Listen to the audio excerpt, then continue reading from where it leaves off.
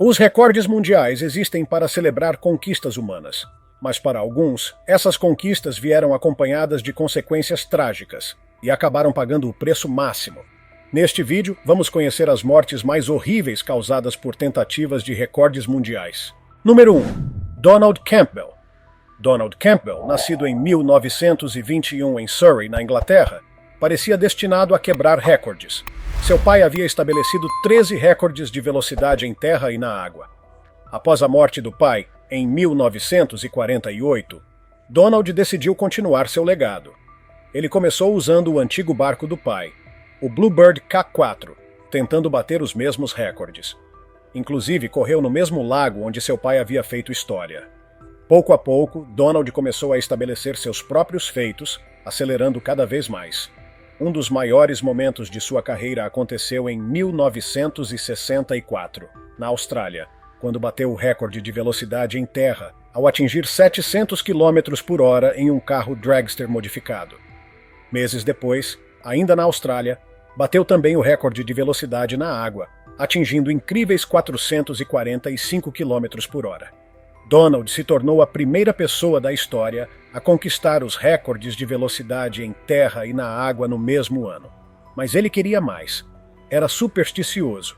Odiava a cor verde, evitava o número 13 e achava que nada de bom acontecia às sextas-feiras. Sempre levava um amuleto, um ursinho de brinquedo chamado Mr. White. Donald acreditava que o dia 4 de janeiro de 1967 era o momento ideal para bater seu próprio recorde na água. Queria atingir mais de 480 km por hora no mesmo barco Bluebird que seu pai havia usado. O dia parecia perfeito. Sol, pouco vento e águas calmas. Mas o barco já tinha 12 anos e fora projetado para no máximo 400 km por hora. Além disso, Donald ainda se recuperava de um acidente grave. Mesmo assim, ligou os motores e acelerou. A princípio, tudo correu bem. Ele avisou sua equipe pelo rádio que o barco estava estável. Mas logo começaram os problemas.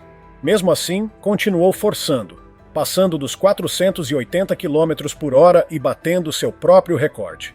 Então o desastre aconteceu. A frente do barco se ergueu demais, pegando vento por baixo e sendo lançada no ar. Suas últimas palavras no rádio foram: "Estou de cabeça para baixo." O Bluebird caiu violentamente na água e Donald morreu instantaneamente. O barco afundou e permaneceu desaparecido no fundo do lago por mais de 30 anos, até que mergulhadores o recuperaram em 2001, junto com o corpo de Donald. A força do impacto havia o decapitado, e surpreendentemente Mr. White ainda estava no controle do barco. Número 2. Bill Warner. No dia 14 de julho de 2013, Bill Warner subiu em sua motocicleta com a intenção de ultrapassar os limites mais uma vez. Era uma manhã quente em Limestone, no estado do Maine, durante o evento anual de medição de velocidade em pista da base aérea de Loring. O local era ideal para recordes. A pista de asfalto era a mais longa do estado. Bill era apaixonado por velocidade e tinha uma Suzuki Hayabusa, uma moto já incrivelmente rápida. Mas Bill queria mais do que apenas velocidade. Ele queria o recorde mundial. 2 anos antes, ele já havia alcançado um feito impressionante. Em apenas 2,5 km, bateu a marca de 500 km por hora. Um número inacreditável. O recorde anterior era de apenas 430 km por hora. Mas Bill não se contentava. Queria atingir 500 km por hora em apenas 1,5 km. Um feito considerado impossível. Mas se alguém podia fazer isso, era ele. Esse seria seu último desafio. No dia seguinte, planejava se aposentar, vender sua moto e organizar seus próprios eventos de velocidade no Texas. Parecia cena de filme, o herói a um passo da aposentadoria. Mas o destino tinha outros planos. Com uma pequena plateia acompanhando, Bill fez algumas passagens de teste, ajustando a moto para o desempenho ideal. Mesmo depois de atingir a velocidade máxima, era preciso mais de 1 km para desacelerar com segurança. Mas ele estava confiante. Na tentativa final, acelerou com tudo. A moto partiu tão rápido que as câmeras mal conseguiam acompanhá-la. Ele não chegou aos 500 km por hora, mas atingiu impressionantes 460 km por hora, a mais alta velocidade registrada naquele trecho. Contudo, ao cruzar a linha de chegada, algo deu errado. A moto saiu para a direita, bateu em uma mureta de concreto e lançou Bill a mais de 12 metros no ar. A moto ainda continuou por mais de 600 metros antes de cair. A equipe médica correu para socorrê-lo. Bill ainda estava consciente, mas seus ferimentos internos eram graves demais. Apesar dos esforços, ele faleceu 75 minutos depois. A causa do acidente nunca foi determinada, mas a essas velocidades, qualquer falha pode ser fatal. Muitos acreditam que o recorde de Bill ainda durará pelos próximos 50 anos. Número 3. Nick Piantanida. Nick Piantanida sempre teve um espírito aventureiro. Cresceu em Union City, Nova Jersey, e desde pequeno inventava paraquedas improvisados com panos e os amarrava em gatos de rua, lançando-os da varanda do prédio onde morava. Quando os vizinhos reclamaram, ele prendeu o paraquedas em si mesmo e pulou. Quebrou o braço na queda, mas isso não o impediu de continuar buscando adrenalina. Entrou para o exército e chegou a escalar os paredões íngremes do Salto Ángel, na Venezuela. Mas foi o paraquedismo que conquistou seu coração. Em 1962, aos 31 anos, Nick fez seu primeiro curso de paraquedismo. Após o primeiro salto, decidiu que queria quebrar o recorde mundial de salto de paraquedas em maior altitude. O recorde oficial era de 25.300 metros, feito por um soviético. Mas Nick descobriu um salto não oficial de 31.300 metros realizado por um cabo americano, que havia sido mantido em segredo. Para Nick, esse era o alvo. Ele não tinha nem os recursos, nem a experiência técnica para um salto tão arriscado. Mesmo assim, conseguiu um emprego como caminhoneiro para financiar seu projeto. Começou a estudar sobre tecnologia de balões, meteorologia e equipamentos de sobrevivência. Mandou cartas para a Agência Espacial dos Estados Unidos e para engenheiros em busca de apoio técnico. Seu carisma e determinação abriram portas. Ganhou apoio até de um senador e do próprio presidente. Em 1964, construiu seu primeiro balão com uma cápsula improvisada de isopor e aço. Na primeira tentativa, o balão estourou a 22.000 metros. Na segunda, chegou a 37.500 metros, mas não conseguiu desconectar o tubo de oxigênio para saltar. Na terceira tentativa, em 1º de maio de 1966, finalmente conseguiu decolar. Aos 17.300 metros, sua equipe ouviu um ruído estranho pelo rádio. Logo em seguida, tudo ficou em silêncio. Minutos depois, cortaram o balão e Nick desceu de volta ao solo. Foi encontrado vivo, mas inconsciente. A viseira do capacete estava aberta. Acredita-se que ele a abriu para limpar a condensação do visor, o que causou a despressurização da roupa. A mudança de pressão provocou a formação de bolhas em seu sangue e cérebro, destruindo seus órgãos de dentro para fora. Nick foi levado ao hospital e entrou em coma. Faleceu 4 meses depois, sem nunca acordar. Embora não tenha quebrado o recorde, seu espírito ousado inspirou saltos futuros, como o de Felix Baumgartner, em 2012. Número 4. Guy Garman. Para entender Guy Garman, é preciso voltar um pouco no tempo, antes da tentativa fatal de recorde. Guy, conhecido pelos amigos como Doc Deep, era um otorrinolaringologista apaixonado pelo oceano. Em 2010, decidiu vender sua clínica no Tennessee e mudar com a família para as Ilhas Virgens. Lá, descobriu sua verdadeira paixão, o mergulho. Treinado por seu mentor Ed Buckley, dono de uma loja de mergulho na ilha, Guy fez mais de 600 mergulhos e se tornou especialista em mergulho técnico em grandes profundidades. Foi então que ele decidiu perseguir um recorde mundial, o mergulho mais profundo com equipamento de ar comprimido. O recorde na época era de aproximadamente 580 metros. Guy queria ir além, até 1.200 metros, algo que ninguém jamais havia feito com um cilindro de ar comprimido. Ele passou 2 anos se preparando, estudando misturas gasosas, condições de mergulho e tentativas anteriores. Verificou seu equipamento diversas vezes e reuniu uma equipe de mais de 200 pessoas, entre mergulhadores de apoio, barcos e profissionais de saúde, para garantir a segurança.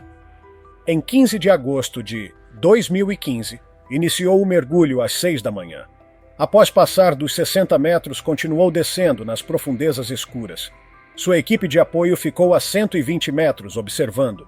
Outra equipe o aguardava a 110 metros para ajudar na subida. Após 38 minutos, esperavam ver Guy subindo, mas ele não apareceu. Esperaram mais alguns minutos, depois mais 10 e nada. Começaram a temer o pior, que algo em seu equipamento tivesse falhado ou que ele estivesse desorientado. Sem mais opções, declararam que Guy havia se afogado. Seu corpo só foi recuperado 4 dias depois pela polícia da ilha. Até hoje, ninguém sabe exatamente o que aconteceu. Alguns especialistas dizem que Guy foi ambicioso demais, já que apesar dos 600 mergulhos, apenas 35 tinham passado dos 150 metros. Seu mergulho mais profundo havia sido de apenas 240 metros. Outros acreditam que ninguém estava mais preparado que ele. Mas talvez o corpo humano tenha um limite absoluto quando se trata da pressão das profundezas. Número 5. Audrey Mestre. Imagine ser casada com seu maior rival e também com o seu ídolo. Essa era a vida de Audrey Mestre, uma das maiores lendas do mergulho livre. Audrey se apaixonou por essa modalidade extrema, na qual os mergulhadores descem o máximo possível com apenas uma única inspiração, sem cilindros de ar. O mergulho livre remonta à antiguidade, quando pessoas mergulhavam para buscar pérolas ou alimentos no fundo do mar. Audrey ficou fascinada por esse mundo. Sua paixão a levou a conhecer Francisco Pipim Ferreiras, um dos maiores nomes do mergulho livre. Ela estudou as técnicas dele, virou sua mergulhadora de segurança e logo depois os dois se casaram. Tornaram-se inseparáveis, incentivando um ao outro a descer cada vez mais fundo, literalmente. Antes de se casar com Francisco, Audrey mergulhava até 200 ou 300 pés, cerca de 60 a 90 metros. Mas com seu treinamento, ela rapidamente dobrou sua capacidade. Francisco apresentou a ela a categoria mais perigosa do mergulho livre, o No Limits. Nesse estilo, o mergulhador é puxado para as profundezas por um peso de cerca de 90 kg. Ao chegar ao fundo, ele infla um balão com ar para subir rapidamente à superfície. É uma corrida contra o tempo e contra o próprio corpo. Se demorar demais, os pulmões podem colapsar por falta de oxigênio. Essa modalidade mata cerca de 100 pessoas por ano.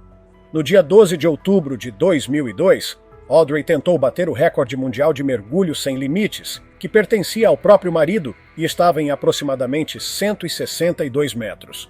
Durante os treinos, ela já mergulhava com frequência a profundidades de 150, 160 e até 167 metros, o que tornava a nova marca possível.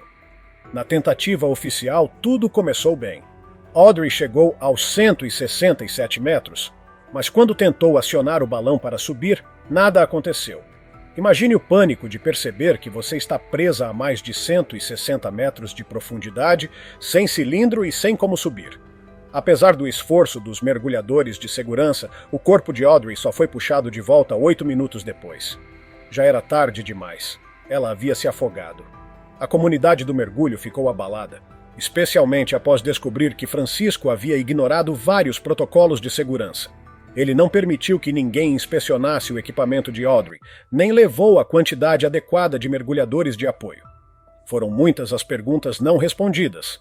Depois da tragédia, a federação decidiu não reconhecer mais recordes na categoria No Limits, considerada perigosa demais. A morte de Audrey marcou o fim de uma era no mergulho livre extremo.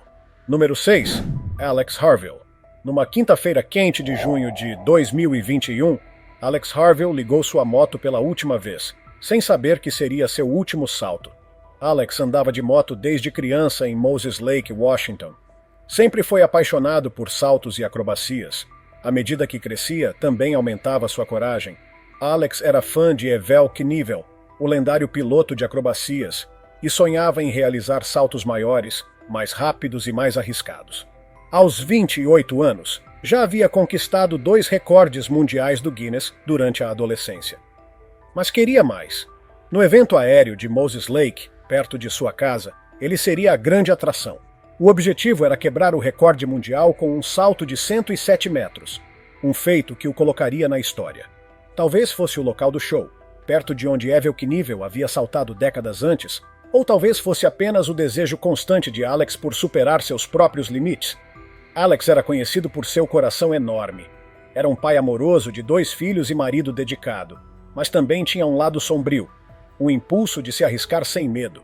Ele vinha se preparando havia semanas, publicando fotos da construção da rampa e da montagem da pista de pouso. Ele sabia o risco que corria. 4 anos antes, havia quebrado o pé durante uma acrobacia. Os médicos disseram que ele talvez nunca mais pudesse competir, mas isso não o impediu. Alex não fazia aquilo pelo público ou pela fama. Fazia por si mesmo. Queria testar os limites do seu corpo e da sua moto. 3 dias antes do salto, postou uma foto da rampa em uma rede social com a legenda: "Estou animado para lançar essa coisa." Ele checou todo o equipamento, mas não fez um salto de teste completo, talvez querendo guardar o grande momento para o show.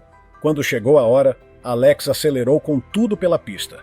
A multidão assistia enquanto ele ganhava velocidade, alcançando cerca de 150 km por hora. Mas ao atingir a rampa, algo saiu errado. Ele errou por apenas 1,5 metros, batendo no final da rampa de terra e sendo lançado da moto. A equipe médica correu até ele, mas os ferimentos eram muito graves.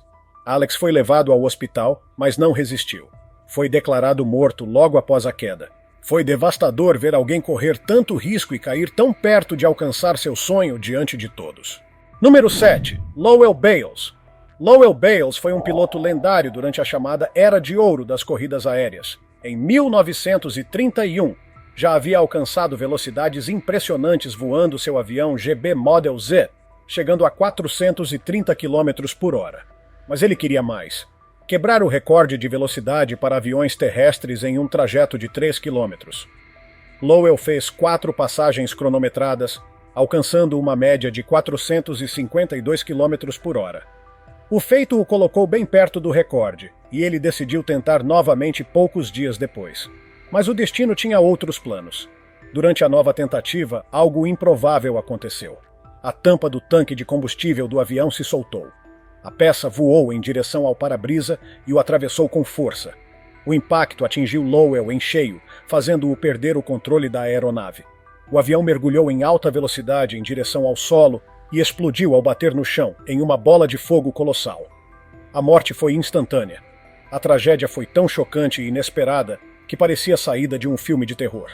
O acidente de Lowell Bales marcou profundamente a aviação esportiva da época e mostrou como até os pilotos mais experientes estavam vulneráveis diante dos riscos extremos que envolvem as corridas aéreas. Número 8. Javad Palisbanian. Javad Palisbanian era um dublê iraniano famoso por suas acrobacias com motocicletas.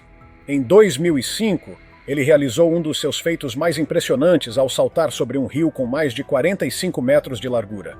Mas Javad queria ir além. Decidiu tentar quebrar o recorde mundial de salto sobre o maior número de ônibus com uma moto. O objetivo era saltar sobre 22 ônibus, cobrindo uma distância de aproximadamente 64 metros. Para se ter ideia, o salto lendário de Evel Knievel sobre ônibus, em 1975, foi de apenas 40 metros. Infelizmente, a tentativa de Javad terminou em tragédia. Ele conseguiu passar com sucesso sobre 12 ônibus, mas colidiu contra o 13º. O impacto foi brutal. Javad morreu na hora diante de um público em choque. O acidente foi devastador e serviu como lembrete brutal dos riscos que dublês assumem ao tentar superar limites físicos e mecânicos, mesmo quando têm experiência e técnica. Número 9. Balloon Fest, 1986. Em 1986, uma organização de caridade em Cleveland, no estado de Ohio, teve uma ideia ousada: bater o recorde mundial de maior lançamento simultâneo de balões. Parecia uma iniciativa divertida e inofensiva, com o objetivo de arrecadar fundos e chamar atenção para a causa. Cerca de 2.500 voluntários passaram dias enchendo balões de gás hélio, com as mãos cobertas de bolhas e feridas, mas motivados pelo evento. Ao final, mais de 1,5 milhão de balões foram armazenados em uma enorme rede com o tamanho de um quarteirão e 3 andares de altura. Eles planejavam inflar ainda mais balões, mas, por conta de uma frente fria que se aproximava, decidiram antecipar o lançamento. No dia 27 de setembro, às 13h50, os balões foram soltos e subiram ao céu, contornando um prédio de 50 andares. A imagem era maravilhosa, por alguns minutos. Logo tudo se transformou em caos. Os organizadores achavam que os balões subiriam e murchariam com o tempo. Mas a frente fria e a chuva fizeram com que eles retornassem à terra, ainda inflados.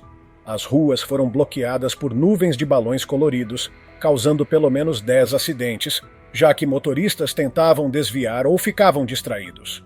O aeroporto local precisou fechar, pois não havia visibilidade suficiente para pousos e decolagens.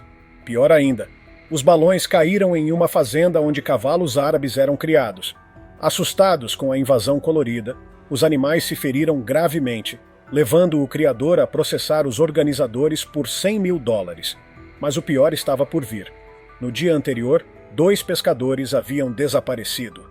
A guarda costeira tentou localizá-los, mas os balões cobrindo o lago impediram a visão dos barcos, coletes salva-vidas ou corpos. Dias depois, os 2 homens foram encontrados mortos. As famílias processaram os organizadores. O que começou como uma ação beneficente terminou em desastre, com prejuízos ambientais, mortes humanas e grande repercussão negativa. A Balloon Fest se tornou exemplo de como mesmo ideias bem-intencionadas podem dar errado de forma catastrófica. Número 10. John Cobb. A obsessão por um recorde mundial pode consumir uma pessoa a ponto de ela arriscar tudo, como aconteceu com John Cobb. Rico corretor da Bolsa Britânico, ele usou sua fortuna para transformar sonhos ousados em realidade. Em 1938, John já havia deixado sua marca ao quebrar o recorde de velocidade em terra com um carro de última geração. Ele superou sua própria marca 2 vezes depois disso. Mas não se deu por satisfeito. Queria ser o primeiro ser humano a atingir 320 km por hora, sobre a água. Bater esse tipo de velocidade em água é um desafio enorme. Ao contrário das pistas de terra, a superfície da água está sempre mudando, com ondulações imprevisíveis. Mas Cobb estava decidido. Investiu pesado no projeto de um barco veloz movido a jato, uma tecnologia inovadora para a época. Gastou cerca de $45 mil, o equivalente a cerca de R$1,5 milhão atualmente, em pesquisas, design e construção do barco, que recebeu o nome de Crusader.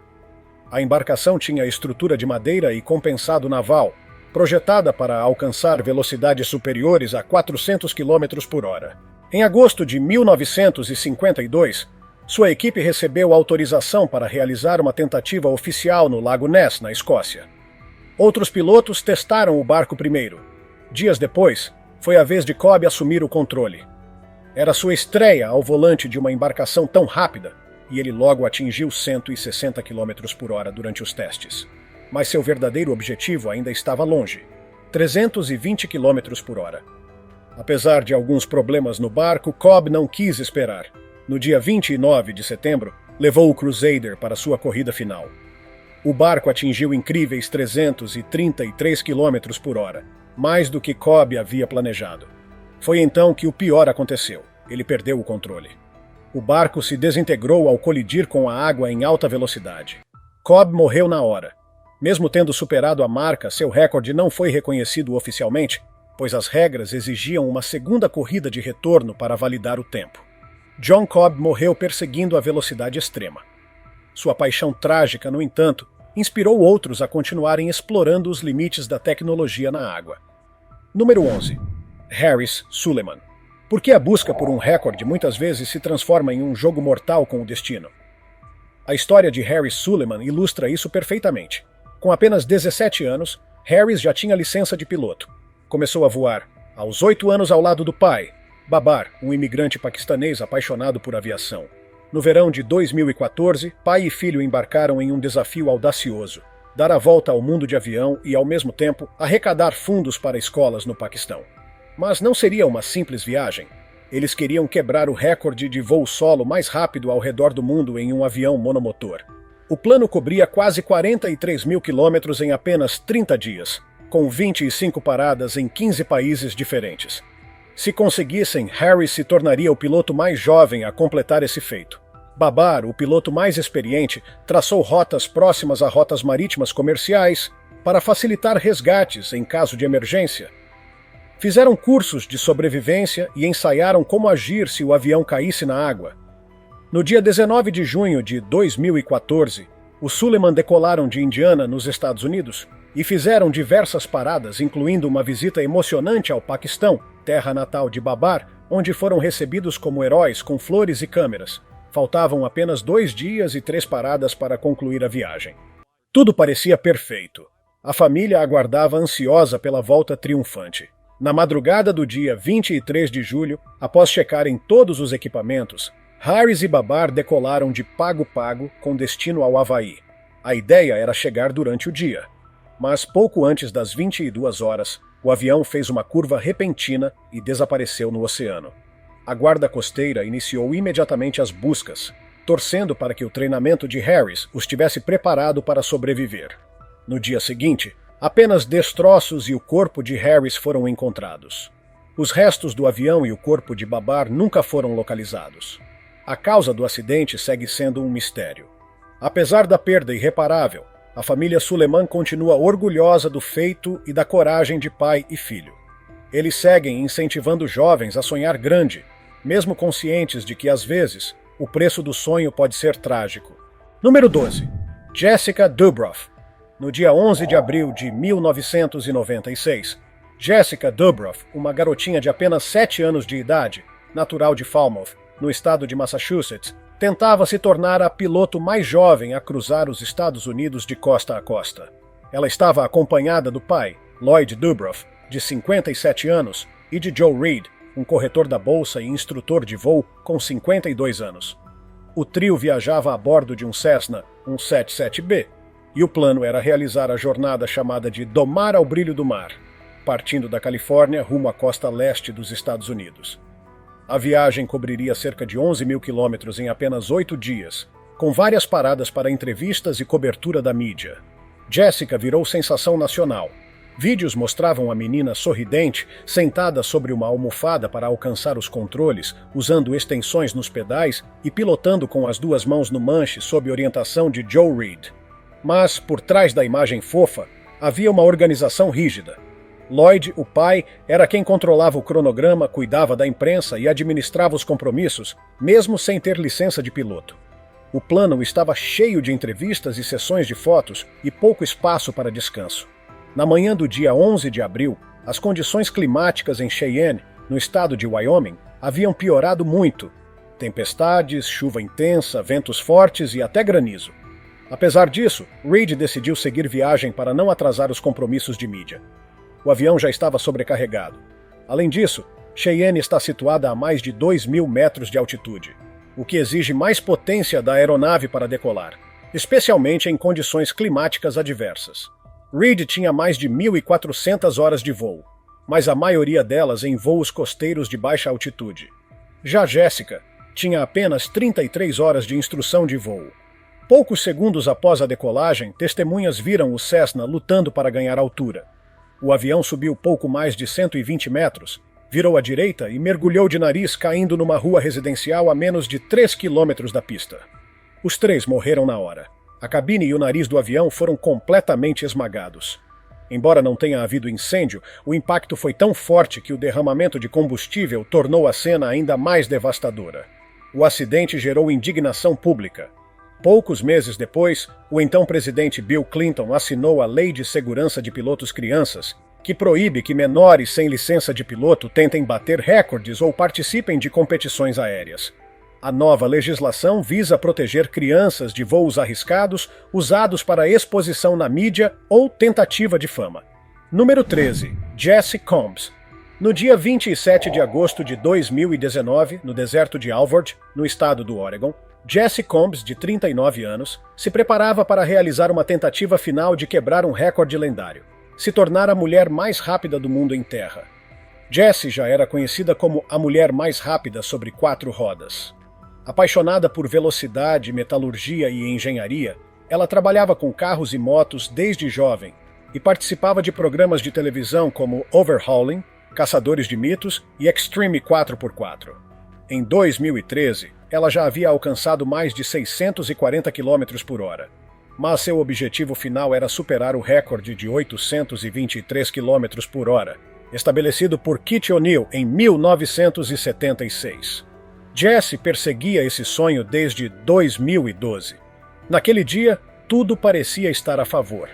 Ela fazia parte do projeto North American Eagle, no qual um caça F-104 Starfighter havia sido modificado para virar um carro com um motor a jato de 52 mil cavalos de potência. Seu companheiro e namorado, Terry Madden, registrava cada momento, desde os testes até a tensão antes da partida.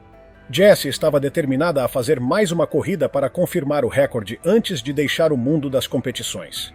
Na arrancada final, Jessie atingiu impressionantes 841,3 km por hora, ultrapassando a marca histórica. Mas quando começou a desacelerar, algo deu errado. O conjunto da roda dianteira falhou. A falha causou a liberação de detritos que atingiram os componentes eletrônicos e provocaram uma colisão fatal. Jessie morreu no local. Terry foi o primeiro a chegar até ela. Desolado, compartilhou a dor nas redes sociais e mostrou os bastidores de todo o esforço feito para garantir a segurança dela. Jessie era muito mais do que uma piloto veloz. Era uma inspiração para mulheres e meninas ao redor do mundo, determinada, carismática e destemida. Depois de sua morte, o livro dos recordes reconheceu oficialmente sua marca, tornando-a a primeira pessoa em mais de 40 anos a bater o recorde de Kitty O'Neill. Número 14. Diana Paris. Em 3 de abril de 2014, na cidade de Eloy, no estado do Arizona, cerca de 105 quilômetros ao sul de Phoenix, um grupo internacional de paraquedistas se reuniu para tentar um feito histórico: bater o recorde mundial de maior formação aérea sequencial em queda livre. Eram 222 paraquedistas, vindos de 28 países diferentes. Entre eles estava Diana Paris, uma alemã de 46 anos, experiente e apaixonada pelo esporte. Diana já havia realizado mais de 1.500 saltos e era membro do World Team, um grupo de elite que vinha treinando há 18 meses para esse momento. O plano era ousado, mas meticulosamente calculado. Os paraquedistas saltariam de uma altura de aproximadamente 5.500 metros, fariam uma formação no ar, depois se separariam e formariam uma segunda figura antes de abrir os paraquedas.